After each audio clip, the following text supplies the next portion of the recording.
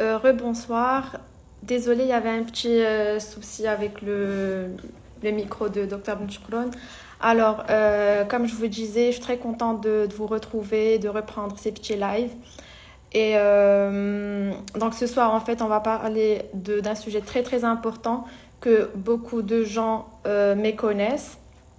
Et c'est le lien qu'il y a entre les infections bucco-dentaires et les pathologies cardiovasculaires. Alors beaucoup de gens vont trouver ça un petit peu bizarre.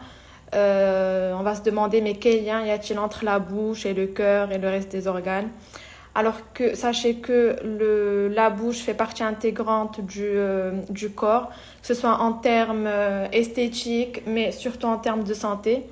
Donc, c'est sûr que des infections, des maladies bucco-dentaires ont des répercussions sur l'état de santé général. Alors, je vais inviter Dr. Benchikroun Deris, qui est cardiologue et qui va nous expliquer un peu plus comment s'établit ce lien en fait entre les maladies bucco-dentaires et les infections et les pathologies cardiovasculaires. Alors, j'espère que son micro marche. Euh, Allons-y.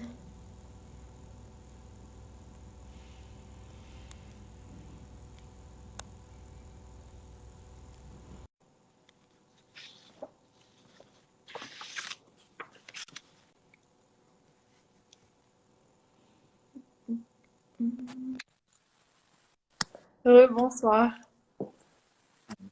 Bonsoir. J'espère qu'on m'entend maintenant. Ouais, là, je pense que le problème est réglé. Très bien, parfait. Alors, donc, j'étais en train de vous présenter Dr. Driss Benchikroun, cardiologue. Donc, comme je disais, on va parler ce soir des infections bucco-dentaires et le lien qu'il y a entre les infections bucco-dentaires et les pathologies cardiovasculaires. Alors, si vous pouvez nous expliquer un peu, enfin nous dire en quoi, enfin comment s'établit en fait ce lien et quel est le point en commun entre ces deux, on va dire, ces deux infections. Alors, bonsoir à tous. Déjà, merci, Dr. Lehlou, de m'avoir invité pour ce sujet qui est très, très intéressant, effectivement. Et comme tu as si bien dit, généralement, on ne fait pas vraiment le lien entre la santé bucco-dentaire, que ça pourrait impacter, donc justement, le cœur, que ça pourrait engendrer des pathologies graves. Généralement, on pense que tout ce qui est bucco-dentaire, c'est plutôt esthétique et c'est plutôt superficiel, que ça n'a pas vraiment d'impact. Donc effectivement, on a un lien entre la santé bucco-dentaire et les cardiopathies qui est très établi, qu'on connaît très bien d'ailleurs chez les patients valvulaires. Donc les gens qui ont été opérés du cœur, qui ont changé une valve, connaissent très bien ces choses-là parce qu'ils sont vraiment très sensibilisés par leur médecin traitant par rapport au risque cardiaque qu'il y a d'infection bucco-dentaire, donc principalement d'endocardite. Et puis il y a également pas mal de nouveautés aussi. On sait qu'aussi il y a une implication donc des infections parodontales, même dans la jeunesse, de l'athérosclérose, parce que ça, il y a création d'une inflammation chronique. Donc on va essayer d'aborder un petit peu tous ces sujets. Et puis en fonction des personnes qui nous suivent, poser vos questions, que ce soit en français ou la بالدارجة باش نفسروا كاع هاد لي باثولوجي والعلاقه هذه اللي كاينه بين الالتهاب اللي يقدر يكون في الدراس او الميكروب اللي يقدر يكون في الدراس والقلب والصمامات القلب. D'accord, merci. Donc, en fait, ce soir, bon, on va parler aussi principalement de la maladie parodontale parce que c'est elle, en fait, qui est liée aux autres pathologies, enfin, aux pathologies cardiovasculaires. Alors, juste pour expliquer un peu qu'est-ce que c'est, la, la parodontite ou la maladie parodontale, c'est une infection aussi des gencives et du parodont, c'est-à-dire tout ce qui entoure la dent. Alors, pour expliquer un peu de manière plus simple, euh, quand on n'a pas une très bonne hygiène dentaire, ou juste, par exemple, juste quand on se brosse pas les dents régulièrement, il y a une plaque dentaire qui se forme à la superficie des dents. Et cette plaque, elle est constituée de bactéries, de germes, etc. Donc, donc soit quand ces bactéries restent à la surface de la dent, ça peut soit provoquer des caries, soit une gingivite, qui est une inflammation des gencives. Alors, si cette inflammation des gencives, elle n'est pas traitée, elle évolue à une parodontite. Et quand on parle de parodontite, il n'y a plus que l'inflammation, il y a aussi une infection. Et là, on commence à perdre de l'os, on parle aussi de résorption osseuse, c'est-à-dire c'est une évolution d'une gingivite qui n'a pas été traitée. Et aussi, il faut savoir qu'il y a un grand facteur génétique. Beaucoup de gens, en fait, ils héritent en fait cette maladie. Il y en a qui sont plus susceptibles de l'avoir. Si vous voyez que vos parents ou vos grands-parents ont perdu leurs dents assez tôt, sachez que c'est pas normal. On perd pas nos dents avec l'âge. C'est qu'il y a principalement, enfin, soit ils les perdent parce qu'il y a cette maladie, la maladie parodontale, soit c'est à cause de caries. Mais généralement, ce composant pardon, génétique. Donc, il faut faire très, très attention. Et, euh, et voilà, une fois qu'il y a cette maladie parodontale, il faut faire attention, en fait, il faut faire attention avec les autres problèmes cardiaques, etc. Donc, vous m'avez parlé d'infection, pardon, d'endocardite, c'est ça? Et d'aussi en fait, je vraiment, Bah, donc, on va essayer de résumer, de résumer un petit peu tout ça. ouais. Pour les pathologies cardiaques qui sont liées aux problèmes dentaires, on va d'abord principalement parler de tout ce qui est valvulaire. Donc, Mhm. les gens qui ont une pathologie valvulaire, qui ont une maladie de la valve, que ce soit la valve aortique ou bien la valve mitrale, même s'ils ne sont pas opérés, même s'ils ne sont pas au stade chirurgical, si la valve est malade, le tissu est malade, ce tissu il est fragile et il est susceptible de s'infecter. Et la première porte d'entrée, les germes et qui arrive à donner une endocardite, c'est la porte d'entrée bucco-dentaire. Donc, chez ces personnes-là qui ont une infection bucco-dentaire, que ce soit une carie ou comme tu dis bien une parodontite, ça peut affecter les valves et donner une endocardite infectieuse. Et donc, cette endocardite infectieuse, elle a un risque vital. C'est une septicémie, c'est une infection qui est très grave. Et la porte d'entrée est dentaire. Donc, toute personne qui a une valve malade, qu'elle soit opérée, donc une valve qui a été changée par une prothèse, qu'elle ait été dilatée, ou bien qu'il ne soit pas encore opérée à un stade modéré qu'il faut surveiller, il est très important chez eux d'avoir un suivi régulier chez le dentiste pour que leur santé bucco-dentaire soit impeccable pour éviter justement ces infections-là. Donc, si tu permets, docteur Al-Hello, je vais réexpliquer ça déjà parce qu'il y a beaucoup de gens aussi qui nous suivent et Allez-y. اللي كيفضلوا ان تكون هذه الهضره بالدارجه. دونك اللي كنت كنتكلم عليه هما الناس اللي مرض بمشكل ديال الصمامات ديال القلب، اللي عنده مرض ديال الصمامه، يا كان فاتح على الصمامه ومبدلها وداير بروتيز، او لا عنده مرض بسيط ديال الصمام اللي خصو غير فقط يتبع عليه وعنده الدواء. مهم جدا ان الصحه ديال الاسنان ديالو ما تكون مزيانه، حيث الا كان شي مرض او شي ميكروب في الدراس ديالو، هذاك اول بلاصه منين كيقدر يدخل الميكروب وكيمشي للدم وكيوصل للصمامات وكيعطينا التهاب وكيعطينا ميكروب في الصمامه. فاش كتولي لانفيكسيون، فاش كيولي المرض في الصمامه، هذا كيشكل خطر كثير على الحياه ديال الواحد، على القلب ديال الواحد، وكيكون واحد المرض اللي هو صعيب كيتسمى لوندوكارديت انفيكسيوز، وهو ميكروب في الصمامه ديال القلب. فاش الواحد باش يقدر يتحسن كيتطلب اسابيع وهو في المستشفى افيك دي تريتمون بالادويه بالانتيبيوتيك في السيروم اون انترافينوز.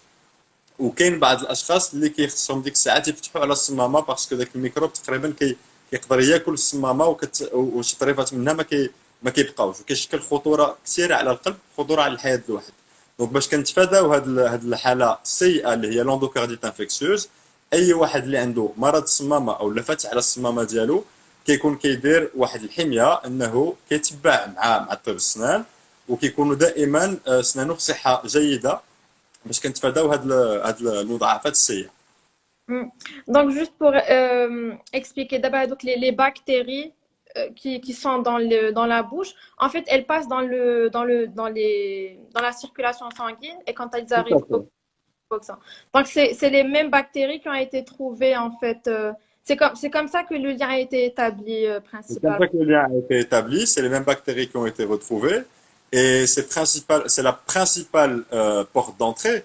Maintenant, pourquoi ces gens-là vont avoir plus de risques et doivent faire plus attention? Tout le monde doit avoir une bonne santé bucco-dentaire, pas seulement les gens qui ont un problème cardiaque. Ou précisément quand on a une pathologie de la valve, c'est un tissu qui est fragilisé.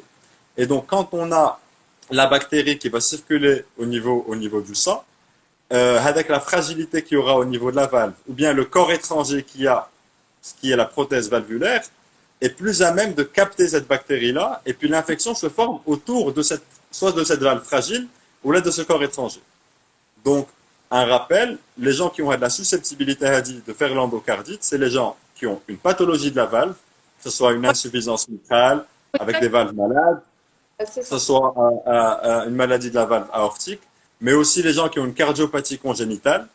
Donc, on a des gens qui vivent avec cardiopathie congénitale, opérés ou non, et les gens qui ont aussi un matériel étranger. Donc, que ce soit une valve prothétique, donc qui ont remplacé la valve, ou alors même un pacemaker ou un défibrillateur. Les gens qui sont porteurs de pacemaker, porteurs de défibrillateur, également, ils ont un risque un peu plus élevé de faire une endocardite. Donc, toutes ces personnes-là doivent faire bien attention à leur santé bucco-dentaire et puis à garder donc une hygiène bucco-dentaire très satisfaisante pour éviter l'infection, pour éviter la septicémie. Donc, en fait, pour développer une endocardite, il faut déjà qu'il y ait une maladie cardiaque de base. C'est-à-dire un patient, on va dire sain, il ne peut pas l'avoir directement. Alors, tout à fait, bon, c'est un peu plus nuancé que ça, mais si tu veux, quand on a un tissu fragilisé valvulaire, on a Mhm. beaucoup plus de risques de développer une endocardite. Après, on peut également avoir une endocardite sur une valve saine, mais une valve saine, c'est beaucoup moins risqué, on a beaucoup moins de probabilité d'avoir une endocardite dessus. Donc, c'est pourquoi on insiste précisément chez ces patients-là d'aller faire leurs soins dentaires régulièrement, parce que le risque est plus élevé chez eux. Mais il n'est pas impossible d'avoir une endocardite sur une valve saine. D'une part. D'autre part, il faut savoir que l'endocardite, donc comme on a dit, la porte d'entrée, elle est à plus de 30% bucco-dentaire, c'est la première porte d'entrée, donc on est dans l'obligation d'avoir une hygiène bucco-dentaire saine. Chez les gens qui vont se faire opérer d'ailleurs, quand on programme une chirurgie cardiaque pour remplacement valvulaire, que c'est programmé, que c'est pas dans un cadre d'urgence extrême, eh ben le patient, dans le cadre de son bilan préopératoire, il doit d'abord faire les soins dentaires et puis revenir donc après avoir vu le dentiste, avoir fait tous ses soins dentaires, c'est après qu'il peut se faire opérer. On n'opère jamais un malade cardiaque d'une valve cardiaque Mhm. sans qu'il ait fait des soins dentaires au préalable. D'accord. Et en fait, quelles précautions le patient doit-il prendre avant d'aller chez le dentiste, avant d'effectuer ses soins dentaires? Est-ce qu'il doit prendre des Alors, antibiotiques ou arrêter alors quelques... justement, pour les patients valvulaires, avant d'aller chez le dentiste, que ce soit pour faire une extraction ou que ce soit pour faire des soins, le dentiste, généralement, dès qu'il sait que le patient est cardiaque, il va demander au patient d'aller d'abord visiter son médecin traitant et d'avoir une lettre avec les recommandations et le protocole à suivre. Donc, généralement, les patients valvulaires doivent bénéficier d'une antibioprophylaxie. Et puis, s'ils prennent des anticoagulants, souvent les patients valvulaires, notamment ceux qui sont opérés par une prothèse, sont sous anticoagulants. Donc, on a un protocole qui est établi en fonction de chaque patient. Est-ce qu'il doit arrêter les anticoagulants et faire un relais par de l'héparine de vapeur moléculaire? Ou alors, est-ce qu'il va juste arrêter l'anticoagulant 2 jours avant quand le risque thrombotique est relativement faible? Donc, ça, c'est des protocoles qu'on a d'arrêt d'anticoagulant avec relais ou sans relais. Bien sûr, pour tout ce qui est soins dentaires superficiels, et donc là, tu seras plus à même que moi d'en parler. Donc, les dentistes, il y a certains soins, bien sûr, qu'ils peuvent faire chez les patients, même quand ils sont sous anticoagulants. Et donc, on ne va pas arrêter à chaque fois l'anticoagulant, qui est un lifesaver chez le patient, à chaque fois qu'il va aller faire des soins dentaires superficiels. Généralement, on les arrête pour des extractions ou pour des soins dentaires qui vont être sanglants. Donc, si tu permets, je vais en parler déjà pour les gens qui nous suivent déjà. Oui, parce que Donc, pas docteur, تكلم hein? العربية شوية باش نفهموا. مرحبا مرحبا. Donc, doctorat الحلو سولات. بالنسبه للناس اللي عندهم امراض ديال الصمامات وكيمشيو عند الدونتيست، شنو خصهم يديروا من قبل؟ قلت لها في عامه الاحيان ديجا طبيب السنان ديما كيطلب للمريض انه يجيب ورقه من عند الطبيب الكارديولوج المعالج ديالو، طبيب القلب اللي كيتبعو، قبل ما يدير له لي سوان دونتير، قبل ما يصوب له السنان ديالو. دونك عامه هاد الناس اللي عندهم امراض الصمامات يا فاتحين على الصمامه ولا عندهم الصمامه مريضه، كنحتاجوا نديروا لهم اون انتيبيوثيرابي، واحد الدواء الميكروب كوقايه قبل ما يداويو الاسنان ديالهم، باش نتفاداو ان يدخل الميكروب ويدوز للدم ويقدر يقيس الصمامه. هذه اول حاجه. ثاني حاجه بالنسبه للناس اللي عندهم دواء اللي كيجري الدم، دواء ديال الدوره الدمويه بين قوسين، هذوك الناس الطبيب ديالهم المعالج على حسب الحاله ديالهم غادي يشرح لهم الكيفيه باش غادي تحبس هذاك الدواء، يا اما يومين من قبل او لا 5 ايام من قبل، على حسب النوع ديال الدواء. وفي الكثير من الحالات كيعطيهم واحد الدواء اللي كيعوضوا على شكل شوكات اللي كيديروا اللي كيقادوا الدوره الدمويه، في حين ان ذاك الدواء هو مقطوع. دونك كيكون ان بروتوكول اللي كيعطي الطبيب واللي كيمشي به المريض عند طبيب الاسنان، واللي كيطبق باش كداروا هذاك لي سوان دونتير، باش كيصايب الاسنان ديالو اللي كان خصو يحيد ضرسه الى غير هذا، باش كيدار هذاك الشيء كامل في واحد افيك سيكوريتي. يعني ما كيكونش واحد لو ريسك انه غيحبس الدواء راسو وانه غيشكل عليه واحد الخطوره هذيك 3 ايام ولا 4 ايام اللي غيكون حابس الدواء ديال الدوره الدمويه، انه يقدر الله يحفظ يطرى شلل نصفي او لا كريس كاردياك او لا يتخنق شي عرق. دونك دائما قبل من الواحد ما كيمشي عند الدونتيست ياخذ ورقه من عند الطبيب المعالج ديالو اللي كيكتب ليه فيها لو بروتوكول اللي غيتبع، كيفاش غادي يدير في الدواء ديالو اللي كيجري الدم، واش غيحبسوه ولا لا، وفي حاله انه كيحبسوه شنو الدواء اللي غادي يعوض به قبل ما يمشي عند طبيب السنان المعالج. وبيان سور كاين هادشي ماشي كاع لي سوان دونتير، كاين Par بعض exemple, الحالات دي سوان سوبرفيسيال، الناس اللي غادي يمشيو يداويو على السنان ديالهم. كاين بعض الحالات اللي ما غاديش تحيد الضرسه ولا ما غاديش يكون ان ريسك ان يسيل الدم بزاف، طبيب الاسنان غادي يدير العلاج ديالو والمريض واخد الدواء اللي كيجري الدم بدون خطوره. دكتور الحلو غتشرح لنا شنو هما لي كا اللي كيقدروا يديروا فيهم لي سوان دونتير بلا ما نحبسوا الدواء ديال جريان الدم. alors en général les traitements ملي تكون شي سوسه صغيره ما واصلاش للعرق donc on va pas dévitaliser la dent. Quand c'est des petites caries, on peut faire les soins normalement. مثلا نحبسوش الدواء. Le patient ماشي مشكل بلا ما يمشي عند الكارديولوج avant حيت غير une carie superficielle ما كنوصلوش للعرق. Par contre ملي تكون une carie كبيرة سوسة واصلة للعرق خصنا نقتلوا العرق entre guillemets. Il faut dévitaliser la dent. هنا تنقيسوا le bout de la racine et en fait يكون parfois beaucoup de saignement parce qu'en fait تنحيدوا العرق هو c'est un vaisseau sanguin. Donc, تقدر يكون le saignement بزاف. Il y a aussi un risque d'infection اللي تيكون plus important. Donc, في هاد les cas هادو et aussi bien sûr un détartrage parce qu'on touche la gencive كتبدا تسيل بالدم بزاف surtout les gens اللي عندهم une gingivite etc. Aussi بحال اللي قلتي les cas d'extraction quand il faut enlever une dent هادو obligatoire خص le patient يشوف le cardiologue ديالو باش يعطينا un protocole à suivre. Et surtout, généralement, tu as un antibiotique avant, 1 heure avant le traitement, pour justement limiter un risque d'infection dû au traitement. Donc, je pense que... Très bien, donc c'est intéressant. Donc كي قال الدكتور الحلو دائما الواحد باش نسهلوا على لا ماجوريتي دي باسيون، باش نعطيهم ريكومونداسيون سهله. الواحد الا كان غادي يمشي عند طبيب السنان خاصو يداوي يا اما سوسه يا اما خاصو يحيد ضرسه الى غير هذا. اول مرحله كيمشي عند طبيب السنان اللي غادي يشرح له شنو خاصو يدار. ثاني حاجه كيقول له ها انا علاش نتبع بالنسبه للقلب، انا عندي غيعطيه الدوسي ديالو واش عندي مرض الصمام، ها هما الادويه اللي كناخذ. هذيك الساعات لو دونتيست غادي ياخذ القرار الا كان هذاك لو سوان ان سوان خفيف اللي يقدر يديرو بلا ما يحبس له حتى شي دواء، غادي يقدر يديرو افيك ان انتيبيوتيك اون انتيبيو بروفيلاكسي وغيدير له لو سوان. الا كان هذاك لو سوان اللي غادي يدار خاصو ياخذ لافي والراي ديال الطبيب المعالج ديال الكارديولوج المعالج المريض، غادي يعطيه لا دخل الطبيب المعالج اللي غادي يجاوبوا بالبروتوكول اللي غنتبعوا عليه. هادشي كامل باش يدار داك لو سوان دونتير افيك اون سيكوريتي، يعني باش ما يوقعوش شي مشاكل خايبين اللي يقدروا يكونوا هما كيقولنا لاندوكارديت وهو لانفيكسيون ديال الصمامه، يعني مرض الميكروب في الصمامه، او لا انه يوقع ان سانيومون، يعني مثلا تفارضوا مريض مشى عند طبيب الاسنان وما قالش ليه انا كنتبع على القلب ما قالش ليه باللي عندي دواء اللي كيجري الدم، غادي يبدا يخدم فيه لو دونتيست ومن بعد غادي يولي واحد ليموراجي ولا ان سانيمون امبورطون. دونك من الافضل نتفاداو هذه الحالات هذه. الواحد كيشرح للدونتيست شنو عنده، ولو دونتيست كياخذ القرار انه الا كانت شي حاجه خفيفه وبسيطه كيقدر يتكلف بها، ما كانش كياخذ الراي ديال الطبيب المعالج وكيتبع ان بروتوكول اللي كيدار conjointement avec donc entre le cardiologue et le dentiste.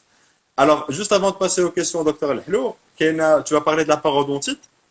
Donc il y a pas mal de nouvelles études qui sont parues. كاين بحوثات جديده اللي بانت من غير امراض الصمامات ان الناس اللي عندهم اسنانهم ماشي في صحه جيده كيكون عندهم هذاك الميكروب. Donc tu vas nous expliquer un petit peu ce que c'est la parodontite dans un petit moment si tu veux bien.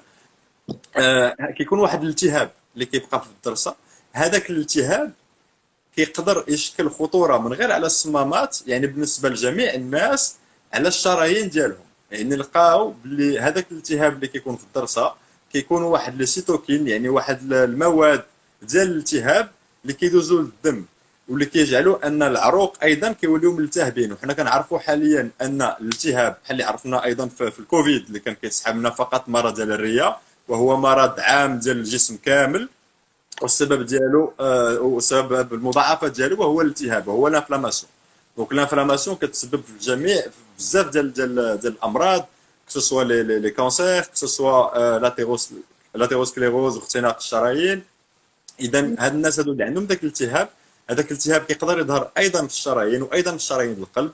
وكاين اذا بعض البحوثات كالكو زيتود كي مونطري ان الناس اللي عندهم هذاك الالتهاب في السنان لقاو عندهم ان ريسك اكثر باش يديروا ان انفاركتوس، باش يبوشيو عرق في القلب ديالهم، باش يديروا ان في سي شلل نصفي، باش يكون عندهم اختناق في شي عرق في الدماغ. دونك هذا كيزيد يعطينا يعني الدليل والبرهانه ان مهم بزاف تكون الصحه ديال لا كافيتي بيكودونتير ديالنا، ديال السنان ديالنا وديال لي جونسيف ديالنا جيده باش كنتفاداو بزاف ديال لي كومبليكاسيون. Exactement. Donc tu peux nous dire c'est quoi la parodontite au juste pour que les gens comprennent? Alors, la parodontite, comme vous avez expliqué, c'est une réaction inflammatoire de la gencive et du parodonte. Le parodonte, qui entoure la dent. Donc, en plus de l'inflammation, il y a l'infection. La dent qui est infectée, la racine qui est infectée. Ou Et donc, كتكون عندنا généralement qui ont une carie qui la soigne pas à temps? Non, en fait, ça, c'est autre chose, en fait. Là, c'est un autre type d'infection. Quand on Donc, a... comment les gens peuvent éviter la parodontite? Alors, comme j'ai dit antérieurement, en fait, la parodontite, elle a un جانب génétique.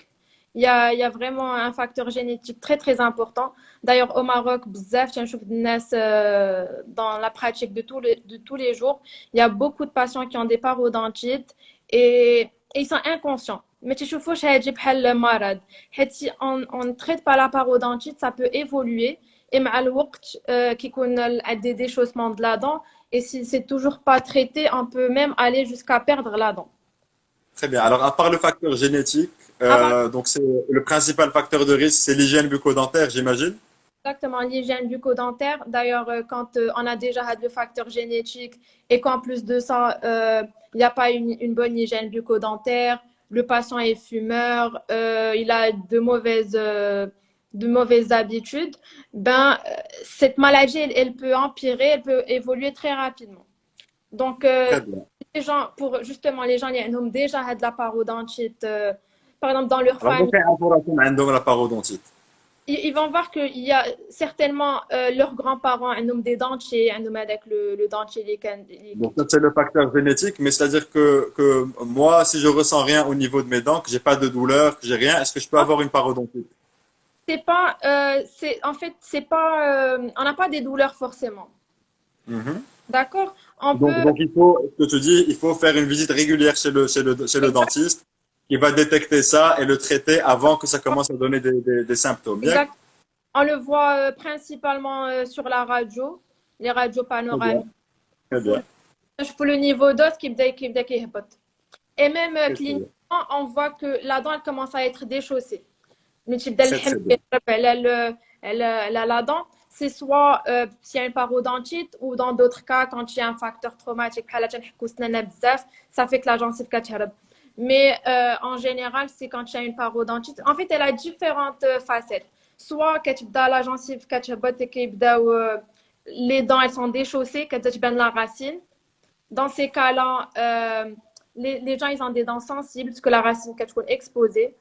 Ou alors, elle se manifeste par des poches parodontales, c'est-à-dire entre la gencive et la dent, qui ont un espace. Les bactéries qui sont. D'accord. Et Alors, si donc, vous permets, on peut juste résumer بالنسبة للناس دابا اللي متبعين le live. pour Donc, on parle de la parodontite وهو هذا الالتهاب اللي قال الدكتور الحلو غيكون داير على الضرسة واللي كيقدر يشكل خطورة وكيقدر يشكل واحد الالتهاب اللي يقدر يوصل ايضا للشرايين القلب واللي يقدر يشكل اذا خطوره على الصحه ديالنا اون ريغل جينيرال ماشي فقط الفم. دونك اللي كان شرحات اننا ماشي بالضروره غادي نحسوا بالحريق في الدراس او لا غادي تكون سوسه او لا غادي يكون شي ميكروب كيقدر يكون واحد الالتهاب وما كنحسوا حتى شي حاجه. اذا اول حاجه الوقايه عليها ياك الوقايه بليجيان وكل واحد يحسن سنانو مزيان الواحد يتفادى انه يكون ياكل المسائل الحلوه بزاف والعادات السيئه. وثالث حاجه اون فيزيت دونك تو لي 6 موا تو لي زون الواحد يزور طبيب السنان ديالو باسكو فاش غادي يقلبوا واخا هو ما يكون يحس بوالو الا كان ديك لابارودونتيت غادي تبان ليه على بكري ويقدر يعالجها بلا ما دير المضاعفات ديالها سي سا. oui, en fait, la parodontite, parfois, elle est pas douloureuse, mais les dents qui parfois, quand elle est avancée, la تري dent, elle بيان. commence à الدوزيام فراجيل والسنان كيبداو يتحركوا باسكو سي امبورطون كو الناس يعرفوا باش غيحسوا باش غيعرفوا راسهم عندهم لا بارودونتيت parce que là, دونك كي قلتي. ouais, parce que le niveau ديال العظم فين شاده la dent كيبدا يهبط. Donc ما تبقاش عندها un soutien la dent. C'est pour ça que elle commence à bouger avec le temps etc. قلت لك باش الواحد يقدر يعرف بلا dans génétiquement كاينه هاد la maladie dans sa famille يشوف par exemple ses parents là ses grands-parents ils ont perdu leurs dents plus tôt que d'habitude. Parce que c'est pas normal de perdre des dents avec l'âge. C'est pas parce que on a 80 ans qu'on doit pas avoir de dents. C'est pas quelque chose de normal. C'est que en général, c'est dû à de la parodontite ou là, à des caries. Mais si on a une bonne hygiène, deux à trois fois par jour, une bonne hygiène, un bon, enfin, L'alimentation qui joue un rôle important. hein? Pardon, C'est pardon. l'alimentation, elle joue certainement un rôle important aussi. Bien sûr, si on mange trop sucré, etc., c'est sûr que ça, c'est plutôt les caries qui se développent avec l'alimentation. Mhm. En fait, la parodontite, c'est surtout aussi, c'est la cigarette, c'est l'hygiène, c'est beaucoup de choses. La méthode de brossage, entre les dents, il passe le fil dentaire ou là, donc les petites brossettes. Il faut vraiment, même quand on fait un traitement de la parodontite, 80% on va dire, de la réussite du traitement, c'est le patient. C'est l'hygiène ديالو. نقدروا نديروا un bon traitement paro, on suit كلشي, mais si le patient d'un autre côté ما كيتبعش les instructions d'hygiène dentaire, راه بحال ما درنا والو. ما كان غادي يديفي وغادي يعاود داكشي بيان سور بيان سور. Exactement, دونك oui. شنو قال دكتور مزيان سي تري امبورطون باش الناس يعرفوا هادشي باسكو اون بارل ديال هاد لانفلاماسيون دونك هاد لا بارودونتيت اللي كاينه اللي كتشكل خطوره على الدراس اي بي باغ اكستنسيون اللي كتقدر تشكل خطوره على الشرايين وعلى القلب ديالنا وكتقدر تشكل واحد الالتهاب. دونك هاد لا بارودونتيت بيان سور كنقدروا نحسوا بها ونعرفوها الا كانت افونسي غيوليو السنان ما شادين شي بزاف بلاصتهم او لا غيكون شي الام مي تقدر تبان قبل ما حاسين بوالو في لا فيزيت شي لو دونتيست غادي يبان له في ان ستاد ديبيوتون يلاه باديه ومن الافضل تعالج ديك الساعات. والوقايه عليها توجور ليجين بوكو دونتير اون بون اليمونتاسيون éviter trop de sucreries éviter le tabac éviter l'alcool etc. Donc ça c'est important à savoir باش كنتفاداوها et surtout la détecter précocement. Donc, quand on détecte précocement, c'est la visite régulière chez le dentiste, faire les soins qu'il faut. Mais si, on ne va pas attendre d'avoir une douleur ou un abcès pour aller voir le dentiste. Très bien. Est-ce Exact. qu'on a des questions auxquelles tu voudrais que je réponde? Je suis en train de voir, il y a pas mal de questions. Alors, Euh, est-ce que tu peux me le lire? Parce que moi je vois pas les questions. Je suis ah, pas très. euh, alors on me dit مع الوقت أسنان كيتزعزعوا أسنان كيطيحوا عاد شريفة إذا ما تعالجش الالتهاب اللثة فوالا اكزاكتومون إلا ما تعالجش التهاب اللثة الأسنان كيبداو يتحركوا et finalement on les perd. Alors je vais monter un peu plus tôt. Hmm.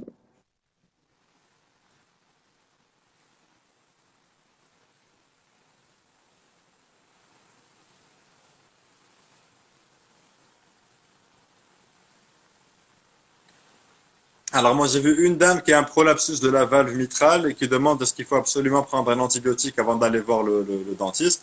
Donc هاد السيدة عندها واحد المرض ديال الصمامة اللي هو un prolapsus de la valve mitrale وكتسول واش خاصها بالضروري تاخذ الانتيبيوتيك قبل ما تمشي عند الدونتيست. اللي غادي نقول لها اللي خاصها بالضروري ان تشوف طبيب القلب ديالها قبل ما تمشي عند الدونتيست باش غادي يعطيها لو بروتوكول اللي غادي تتبع على حساب الدواء اللي عندها وعلى حساب الصمامه ديالها واش مريضه او لا. Donc quand on a ce genre de pathologie, généralement une antibioprophylaxie pour éviter le risque d'endocardite, elle est de mise. Mais je conseille toujours les gens qui posent des questions en général de prendre l'avis de leur médecin traitant parce que chaque patient est un patient à part, chaque pathologie est une pathologie à part. Et donc, il faut avoir le médecin qui vous a examiné, qui va vous orienter par rapport à ça. Mais généralement, effectivement, toutes les pathologies valvulaires sont à risque d'insuffisance, d'endocardite infectieuse. Et donc, on prend une antibioprophylaxie adaptée 1 heure avant les soins dentaires, quand ces soins dentaires, enfin, en dehors des soins dentaires superficiels, bien sûr. Hmm. Alors